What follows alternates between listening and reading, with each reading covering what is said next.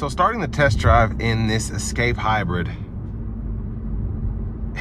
it's pretty interesting. Now, when you put it into the low gear, which I have it in now, that gives you the max regenerative braking. So like in Ford's EVs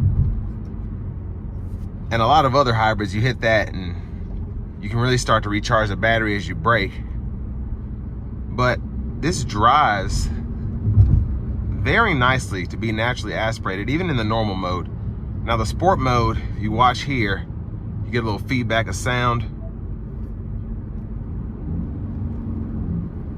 And then it is a bit more peppy when you give it throttle, but I mean, it drives very nicely, and you do get the all-wheel drive capability, so you don't have to worry about slipping as much, especially in that slippery mode, because you will have both sets of wheels driving independently, which is always nice.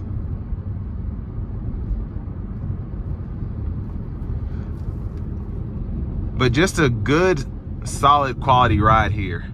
So I'm gonna put the car back into eco mode now. And as we drive here, it doesn't intrude like I would expect it to in terms of throttle response, how much it's putting out based on how low my foot is to the floor. It's just a smooth, it's almost like a comfort mode to me. And then when you put it into normal mode, it actually feels borderline between a sport and a normal mode, because it still gets up. And I can feel the torque from the electric motor pretty much throughout the power band, which is impressive to me. So if I just give it throttle here mid-range, I feel that pull before the CVT necessarily gets to that sweet spot.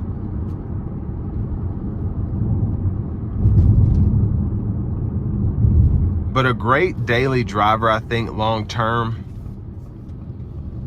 Being able to get 42 miles per gallon city, especially driving around here where there's traffic everywhere, you're gonna have to stop every 20 seconds.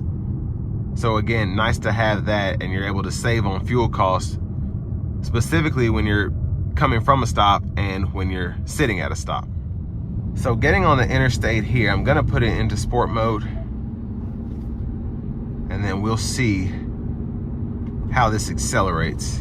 Not gonna put my foot to the floor, but I will give it something.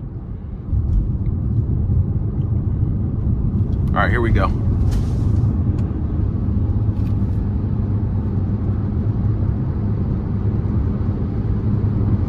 So that's honestly barely giving it anything.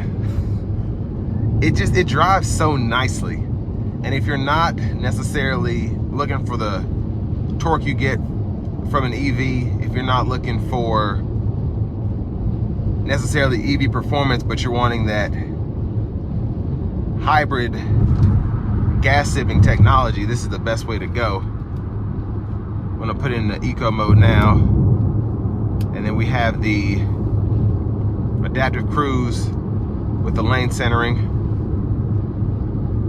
So doing a pretty swell job. Don't have a lot of time to actually utilize it, but as you can see, it's gonna keep that safe distance between myself and the vehicle in front of me.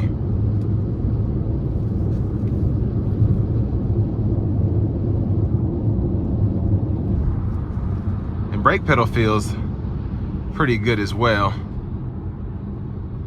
Now in terms of competition, you do have the Equinox from Chevy, the Terrain from GMC, and then some might even say the new Dodge Hornets, the newer small, like subcompact SUV, so the Kona and then the Kia Seltos. But for me, I think the Sportage is a good comparison, the CR-V, and then the RAV4.